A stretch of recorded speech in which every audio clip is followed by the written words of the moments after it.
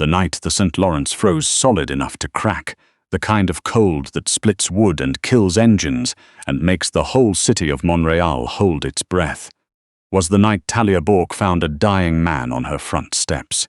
She almost didn't open the door. It was just past midnight, and the wind off the river had been screaming since 8 o'clock, rattling the casement windows of her second-floor apartment above the music school, where she taught piano to 7-year-olds, and the occasional reluctant teenager. The radiator in her bedroom had been cycling on and off all evening in that tubercular, unreliable way it always did when the temperature dropped below -25, and she'd been telling herself she was going to call the landlord, Mr. Beausoleil, for 3 weeks now. She hadn't. She was 26 years old and still found it easier to freeze than to make demands. The knock wasn't really a knock. It was more like something falling against the door. A weight shifting, then silence. Talia set down her sheet music, Satie, because she always came back to Satie when she was anxious, and stood at the top of the stairs listening. Nothing. Then it came again. That slow, heavy pressure, like something very large and very tired leaning into the wood. She grabbed the old chef's knife from the kitchen block, which she immediately recognized as useless and borderline theatrical, and went downstairs anyway. The man on her steps was bleeding through his coat. She could see it even through the black wool, a dark stain spreading from somewhere below his ribs, going viscous in the cold. He was on his knees, one hand pressed flat against her door, the other arm hanging wrong at his side. His face, when he finally lifted it to look at her, was the face of someone who had decided very recently that they were not going to die tonight after all, but the decision was still being contested. "Inside," he said, just that one word. His accent was Quebecois beneath something older and harder. Talia looked at the blood on her steps. She looked at the street behind him, at the 3 black SUVs idling at the far corner with their headlights off. She looked back at the man. She stepped aside and let him in. She would ask herself why many times in the weeks that followed. She wouldn't have a clean answer. She'd grown up watching her mother, a nurse at Sacré-Cœur, bring home strays of every variety, not just cats and the occasional 3-legged dog, but people too. Neighbors in crisis.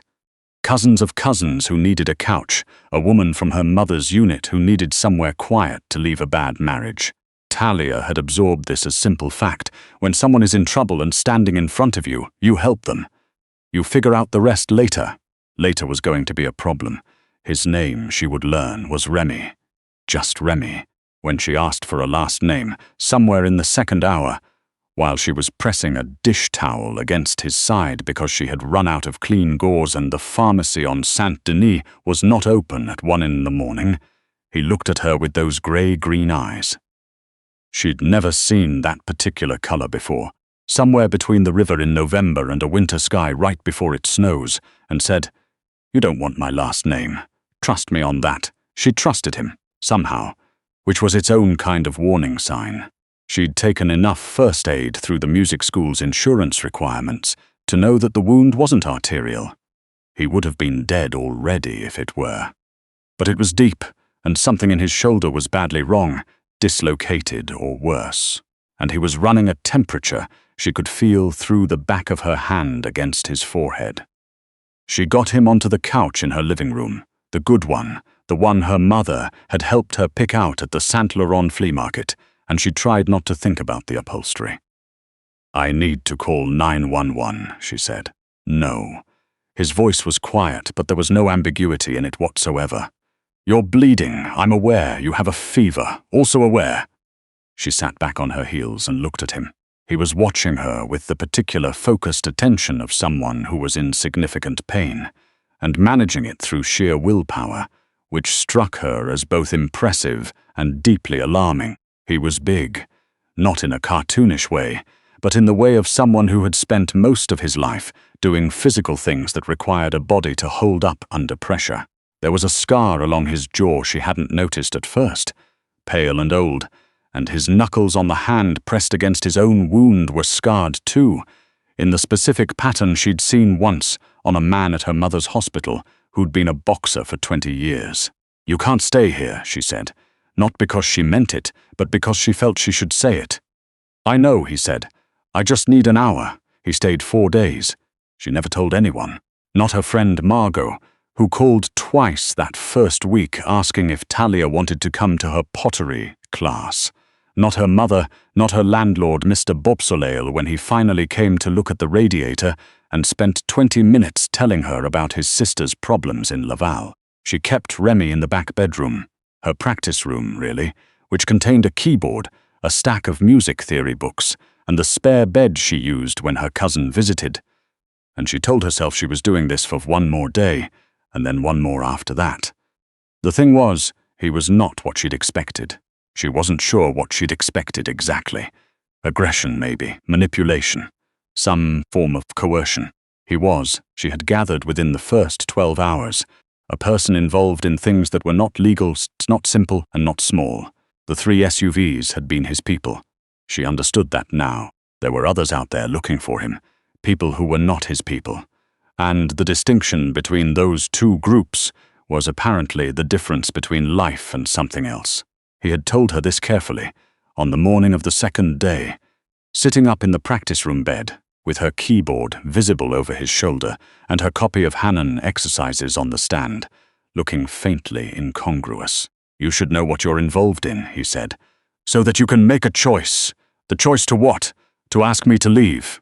Or not?" She'd looked at him for a long moment. His color was better.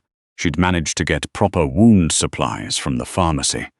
She'd told the pharmacist she was a nursing student, which was technically a lie, but also technically a subject she had studied for 2 years before switching to music education, so she considered it only a partial untruth, and the fever had broken some time around 3 in the morning on the 2nd night. He'd been lucid enough by the afternoon to eat the bowl of ribollita she'd made, which her mother always said was the best indicator of recovery, because no one in real crisis had an appetite for Tuscan soup. "I'm not asking you to leave," Talia said. He nodded, once, like that was the answer he'd expected but hadn't been sure of. She learned things about him in fragments, the way you learn things about anyone when you're in close proximity under strange circumstances. He was 38. He'd grown up in Verdun, in the part of Montreal that had been rough when he was a child, and was now mostly condos and specialty coffee shops. He had a younger sister he spoke about with the specific careful tenderness of someone who keeps the most important things behind a locked door. His mother was gone. His father had been gone longer. He liked very strong coffee with no sugar, and he read, not just scrolled. He'd finished 2 of the paperbacks from her shelf in 3 days. A Giller Prize winner, and a history of the CPR she'd bought at the airport, and never gotten past the 3rd chapter, and he'd left careful pencil annotations in the margins, small precise thoughts in a handwriting that surprised her with its neatness. On the 3rd night, she played for him. She hadn't planned to. She'd come into the practice room to get something. A book, she thought, or maybe just to check on him. She'd stopped being honest with herself about the reasons by then, and she'd sat down at the keyboard without really deciding to and started playing. Satie again. Gymnopédie No. 1. Because it was the piece she always played when she didn't know what she felt and needed music to show her. He didn't say anything while she played. When she finished, the silence in the room was a different quality than before she'd started. "That was yours," he said finally. She turned on the bench to look at him. "What do you mean? The way you played it. It was yours, not a performance." He paused. "I've heard musicians perform. That wasn't performing." She didn't know what to say to that. No one had ever described it that way before, and it was exactly right. And the fact that it was exactly right from a man she'd met bleeding on her doorstep 3 days ago was, she decided, something she was going to think about very carefully when she had time. She didn't have time. The morning of the 4th day, she woke to find him standing at her kitchen window in the grey 6 a.m. light, already dressed, watching the street below. He'd found his coat, cleaned and hung on the hook by the door, though she didn't remember doing that. Maybe she had. The last few days had acquired a kind of dreamlike continuity she was still sorting through. He heard her come in before she reached the doorway. She understood he would always hear people coming before they arrived. It was one of those things about him. "I have to go," he said, without turning. "I know." Now he turned. He looked at her for a long moment with an expression she couldn't entirely read. There were too many things in it, gratitude and something more complicated and something she didn't have a name for yet. Talia. It was the first time he'd said her name without it being in response to something. "What you did, I need you to understand, it's not nothing. You were hurt," she said simply. "My mother's a nurse. I couldn't not. A lot of people could not." He said it flat, without drama, just as a fact about the world. "You're different. I think you know that." She didn't answer. He moved toward the door, and she thought absurdly. About the Satie book still on the keyboard stand, the pencil marks he'd left in her CPR history paperback, the Ribolita container in the fridge with his careful note in French. "Merci, ça m'a sauvé. Thank you. It saved me," which she was aware could be read multiple ways. He paused at the door. "Don't go anywhere for a few days," he said. "Stay close to home. I'll take care of the rest." What rest? But he was already gone. The door closing with a quiet precision that was the opposite of dramatic, and Talia stood in her kitchen in her socks and her old Concordia sweatshirt and watched the street from the window he'd been watching from. Nothing. Just Montreal in the winter, grey and cold and going about its business. She told herself it was over. She made coffee, very strong, no sugar. She found she'd run out of sugar at some point in the last 4 days without noticing, and she sat with her Satie and told herself whatever that was finished now, and she should put it behind her and call Mr. Beausoleil about the radiator and go teach her 7-year-olds their scales. She almost believed it. The 7th day after he left, Talia came home from the music school at 4:30 in the afternoon to find 63 black SUVs parked in a perfect, unbroken line down both sides of her street. She stopped on the corner of Saint-Denis and Avenue des Pins, and she counted them, because she was the kind of person who needed to count things when she was frightened. 63. She counted twice. They were identical, not identical in the way of coincidence, identical in the way of intention. Every one of them was a GMC Yukon, blacked-out windows, running, a faint exhaust rising from each tailpipe into the cold air like 63 small signals. There were men on the sidewalk, not standing. Standing was the wrong word. They were positioned, 20 feet apart, up and down the block, in dark coats, hands loose at their sides, watching the street with the particular stillness of people trained to watch things. When Talia walked past the first one, he nodded at her, not threatening, just acknowledging, and she thought, with the slightly hysterical clarity that comes from shock, that this was the most organized thing she'd ever seen in her life, including the time the Montreal Symphony had a full stage reset in under 4 minutes. Her neighbor Gilles, who was 71, and had lived in his apartment since the building was last renovated in 1987, and who had strong opinions about street parking, was standing on the front step looking at all of this with an expression that had progressed well beyond outrage into something closer to philosophical resignation. "Your friend?" Gilles said when she reached the steps. Yes, Talia said, because it seemed like the most accurate available answer. Gilles looked at the row of SUVs again. He looked back at her. "The radiator in 2B still isn't fixed," he said, and went back inside. Rémy was in her apartment. She didn't know how he'd gotten in. She'd changed the locks. She had definitely changed the locks. The locksmith had come on the 5th day, and she'd felt very reasonable and self-protective about it. And now she understood that she'd been operating with a fundamental misapprehension of what kind of situation she was in. He was standing at her kitchen window again. The position was so exactly what she'd last seen him, in that for one disorienting second, she thought she'd dreamed the last 7 days. He was different, though. That was the word she reached for. Different. The coat was the same style, but better. He was standing up entirely straight, in a way he hadn't been able to for most of those 4 days. And there was something else, something harder to name. A quality of presence in the room that hadn't been there when he was injured and running a fever, the difference between a banked fire and the same fire when it's fully caught. "You changed the locks," he said. "I did. Smart." He didn't seem annoyed. He almost seemed to approve. "How did you get in?" He looked at her. The grey-green eyes were steady and direct, and she understood that this was a question with a fairly obvious answer, and he was being generous in not stating it. "Right," she said.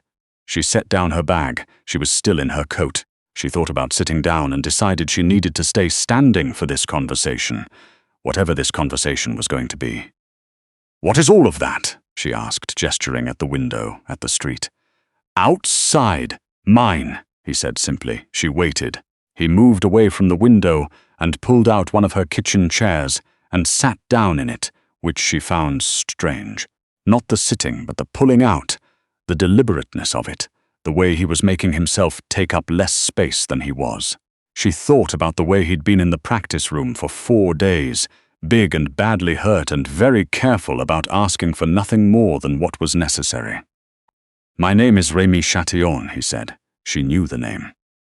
Not personally, she hadn't known him before he turned up bleeding on her steps, but the name Châtillon appeared with a certain regularity in certain Montreal contexts, in the kinds of city council meetings her mother watched on municipal access television, and complained about in the kind of news stories that mentioned charges being stayed due to insufficient evidence and sources close to the investigation.